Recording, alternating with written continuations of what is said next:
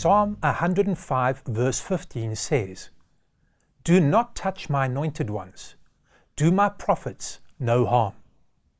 This verse has sometimes been misused to legitimize church leadership that is abusive or dictatorial, or in milder terms, to promote the notion that the congregation should never challenge what the preacher or man of God does or says.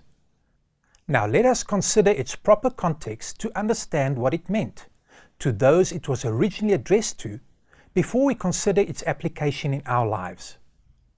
This verse is found in a psalm, or in today's language, a song, which is located in the Old Testament.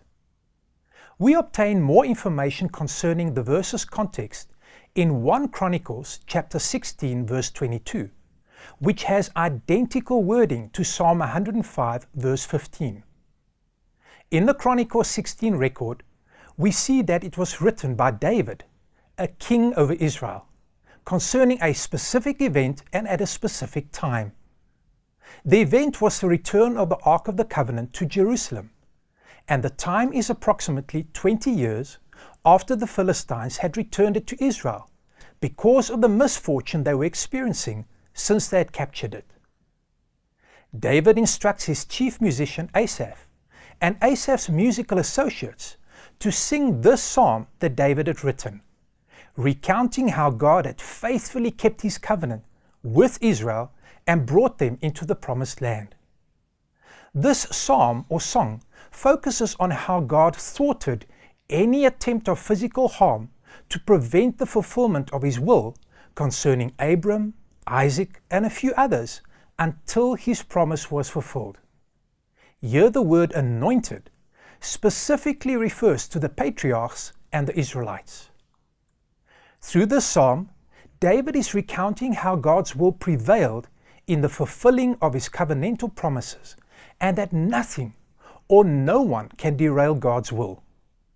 We need to note that it does not mean that any of God's anointed in the past did not suffer, and that every Hebrew individual was spared harm or even death. By no means. We are told that some of the prophets had been killed in the past, but overall, this did not derail God's plan for Israel. Now, knowing this, how are we to apply this verse to our everyday lives? The first principle is that the verse cannot be used by people in positions of power to escape accountability for their words or actions, since all believers are anointed, as seen in 2 Corinthians chapter 1, verse 21 to 22, which says, "Now it is God who makes both us and you stand firm in Christ. He anointed us, set his seal of ownership on us, and put his Spirit in our hearts as a deposit, guaranteeing what is to come." The second principle is that God is in control and his purposes will be fulfilled in this world. The third is that, like the prophets, we are not guaranteed being spared any suffering during the process of the fulfillment of God's will, since we live in a fallen world, but we have this confidence that he knows best and will do what is best. Consider Jesus' words in Matthew chapter 10, verse 28. "Do not be afraid of those who kill the body, but cannot kill the soul. Rather, be afraid of the one who can destroy both soul and body in hell." This is quite an assurance.